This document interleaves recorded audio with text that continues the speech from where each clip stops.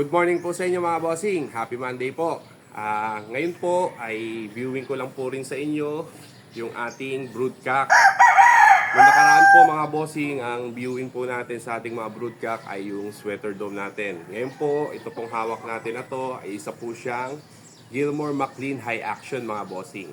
Makita nyo po ay 4 years old na po yan mga bossing. Makita nyo, ang ganda ng mata niya. Ayan. Luwang-luwa ang kanyang mga mata. Ito po ay 4 years old na mga bossing. Ngayon po ay may nagtatanong nga din po pala sa atin mga boss. Ayan, may duman pang bubuyog.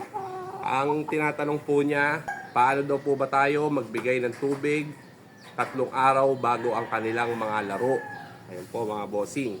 Bali, ang pamamaraan po natin dyan mga bossing ay explain ko po. Ilagay lang po natin pa sa ating recording. Ngayon po mga bossing ay paano nga ba tayo magbigay ng tubig bago ang kanilang mga laro, yung 3 araw po na yan.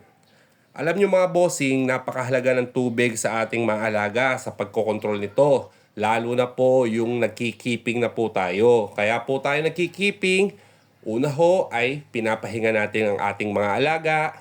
Pangalawa ay minomonitor po natin ang kanilang mga galaw. At pangatlo po mga bossing, ang pagkokontrol ng tubig o ang tinatawag natin na moisture control mga bossing. Bali mga bossing, ang pamamaraan lang po natin sa moisture control, 3 araw bago ang kanilang mga laro ay sa unang araw ay nagbibigay po ako ng 3 dips sa umaga at 2 dips sa hapon. Sa second day po ay ganun lang din po mga bossing, 3 dips at 2 dips. Sa last day po mga bossing, dumedepende na po tayo sa ating mga alaga kung kulang pa sila sa kanilang tubig or okay na. Kasi mahirap po mga bossing kung sosobra ka or magkukulang. Dapat balance lang kasi ang ating mga alaga hindi makakalaro ng maayos kapag ang kanilang moisture ay sobra-sobra naman. Parang tao lang yan mga bossing. Kung ikaw man mga bossing ay magja-jogging tapos punong-puno ang iyong laman ng tiyan ng tubig ay hindi ka makakatakbo ng maayos.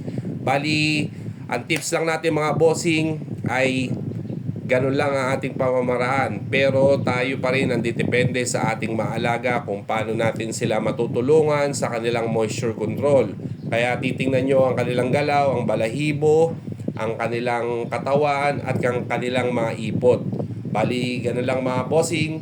Maraming salamat po. God bless po. Thank you.